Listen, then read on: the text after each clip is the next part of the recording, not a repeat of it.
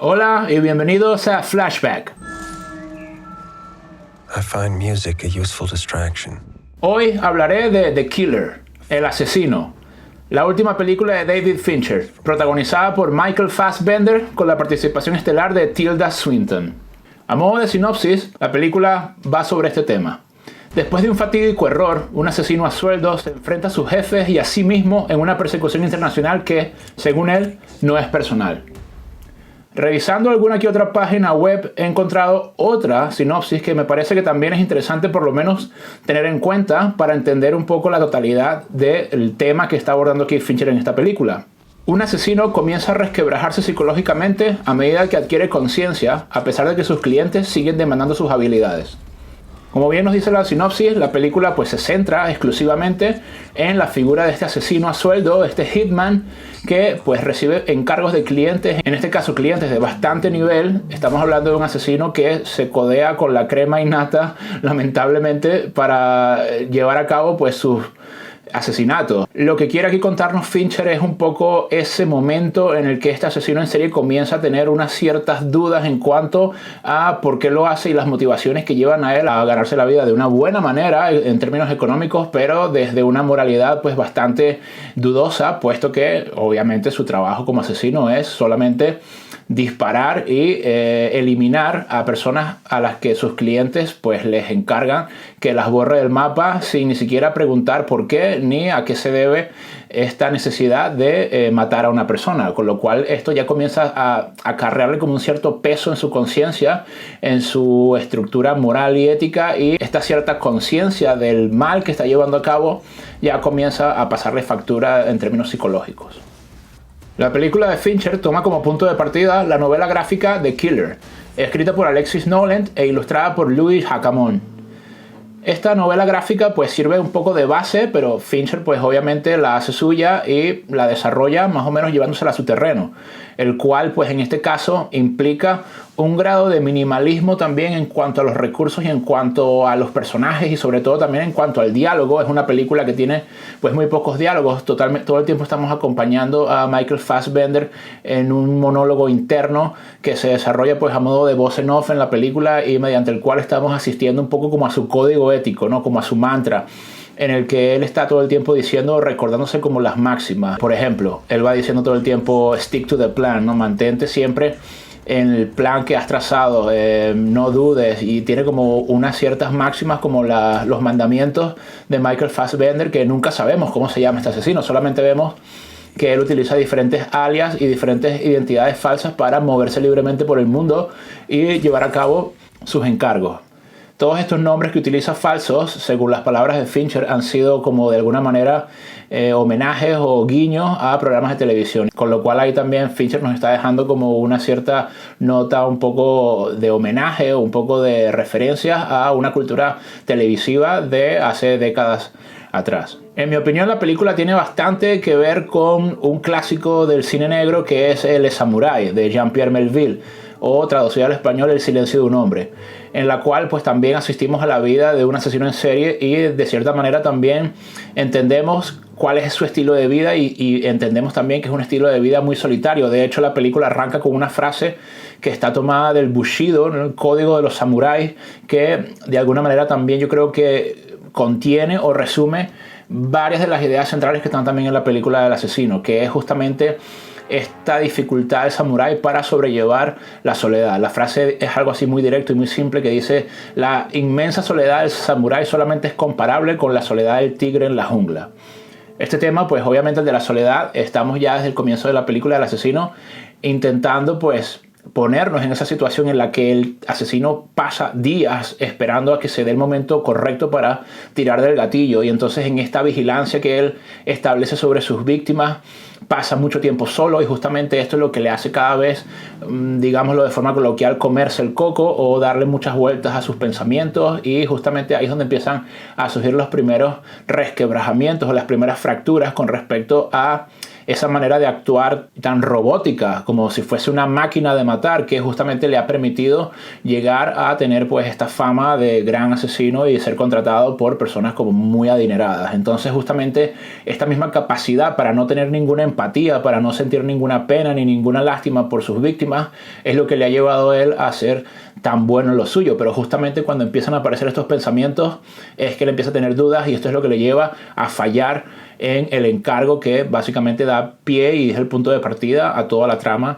de la película de Fincher. Esta película de Fincher me parece que es un ejemplo canónico para, de alguna manera, darle sentido a las palabras que le dedicó Bong Joon-ho, el director coreano que ha dirigido películas como Parásitos o Snowpiercer, en el prólogo del libro de Adam Neyman sobre David Fincher. El libro se llama Mind Games, y en este libro pues David Neyman hace un recorrido sobre la obra de David Fincher, y como decía antes, el prólogo se lo dedica Bong Joon-ho. Y en el prólogo él dice algo muy interesante, que es que el cine de David Fincher él lo podría agrupar dentro de los que son los directores que trabajan de una manera como más lineal. Esto en comparación y a diferencia de directores que son para él y en una especie de categorización muy sui generis, muy subjetiva, que él mismo reconoce,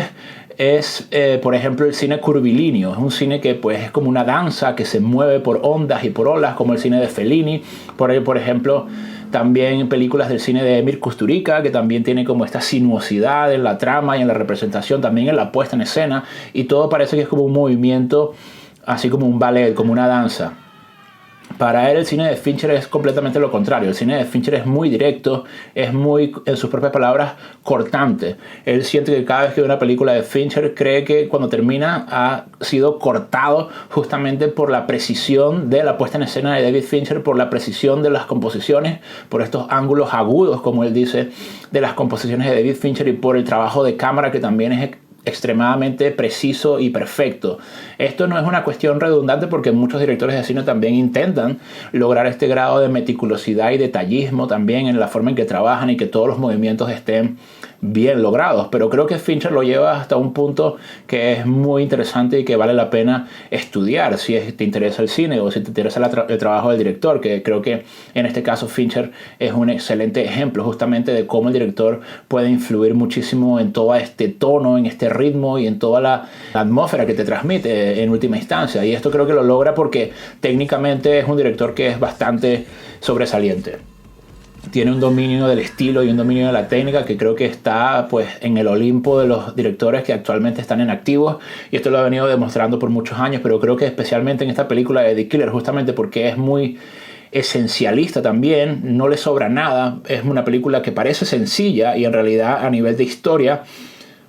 solo tiene como una línea argumental, pero está hecho con ese nivel de perfeccionamiento que de verdad que te deja la sensación de que el tipo a un nivel de lenguaje cinematográfico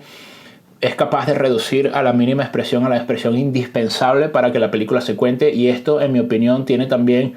un nivel de maestría que es muy difícil de llegar. Justamente uno de los eslogans de la película, o por lo menos lo que aparece en el póster, es "Execution is everything", ¿no? La ejecución lo es todo. Y yo creo que esta película funciona muy bien para explicar cómo es Fincher como director, ¿no? Y esa personalidad que él tiene, puesto que yo creo que él también le interesa mucho, y sobre todo en su filmografía hemos visto que ha abordado muchas veces el tema del asesino o el tema del asesino en serie, porque tiene un gran interés y una gran curiosidad por el tema de la preparación, el tema de la planificación, el tema de no dejar nada al azar y el tema de que todo esté bastante controlado y bastante bien atado. Y yo creo que el director justamente funciona como este demiurgo que de alguna manera tiene la responsabilidad y también tiene la oportunidad de encargarse de construir un mundo, un universo cerrado en sí mismo, en el cual él pues en principio tiene o debería tener el control total de lo que está sucediendo. Y esto le parece a Fincher algo interesante justamente como temática, pero como también una suerte de paralelismo entre el trabajo del director y el trabajo del asesino. Obviamente no tienen nada que ver en términos de los objetivos y los resultados, pero yo creo que lo que le interesa a Fincher justamente es que si ves al personaje de Fassbender, que no tiene nombre, como he dicho antes, no aparece nunca su nombre por ninguna parte, pero es un asesino pues muy metódico, muy detallista, donde la planificación para él lo es todo. Y yo creo que los directores, si alguna vez hayan intentado pues dirigir algo, aunque sea un corto, pues también creo que pasa eso, el trabajo de planificación, el trabajo de preproducción determina mucho y marca desde el inicio ya más o menos cómo va a ser el resultado de ese proyecto. Yo creo que el director justamente lo que tiene que encargarse es de que todo esté de alguna manera pensado, de que hayas pensado o te hayas contemplado todas las cosas que pueden salir mal y te hayas anticipado. De hecho, también hay una frase del asesino que es eso: anticípate, no improvises. Yo creo que eso también, de alguna manera, las cosas que dice Fassbender, que son como su mantra, ¿no? Sus 10 mandamientos del asesino, también muchas de ellas podrían aplicarse también de alguna manera a una forma de entender el cine y sobre todo el trabajo del director de cine. Y yo creo que ahí Fincher establece como una cierta analogía, y en sus propias palabras, él también en alguna entrevista en este libro también que aparece David Neyman de 2021, él también intuye o interpreta o cree o confiesa que la labor del director de cine también tiene como ciertas cuestiones en común con todas estas cuestiones. Esto lo decía a colación de Zodiac o Seven, donde el asesino en serie justamente tiene todos los ángulos cubiertos, por decirlo de alguna manera. Fincher, yo creo que piensa en todo antes de poner la cámara, y por eso cada vez que pone la cámara la pone en el sitio más adecuado y el sitio donde debería estar la cámara, y no te imaginas que pueda cubrirse la escena desde otro ángulo o desde otro punto de vista que no es el que ha elegido Fincher para darte esa posición privilegiada para que atiendas a lo que está sucediendo en su película. En esta película Fincher también se reúne con sus colaboradores habituales, ¿no? Los sospechosos habituales de su carrera, y vuelve Andrew Kevin Walker, que fue el guionista de Seven. También trabaja con Trent Reznor y Atticus Ross en la banda sonora, que esta colaboración a mí me parece que es bestial. Desde el comienzo de la película y de los créditos ya tú sabes que es una película de Fincher, lleva el sello de Fincher desde los créditos. Son unos créditos pues muy dinámicos, muy entretenidos, pero con una carga ahí también estética y estilística muy potente, que ya te pone como en la disposición o te pone en el mood para ver la película de Fincher. Y trabaja con su editor de todos los tiempos, Kirk Baxter, y también trabaja con Eric Messerschmidt, el director de fotografía, que también le ha acompañado en muchísimos proyectos, con lo cual la película en términos técnicos y en términos de resultado final no tiene de verdad nada que le falle ni nada que le sobre. Es una película que en mi opinión está completamente redonda. Si es verdad que la historia es eso, es una historia que tampoco tiene demasiadas capas ni ha intentado ahí meter demasiadas cuestiones, hay muy pocos personajes.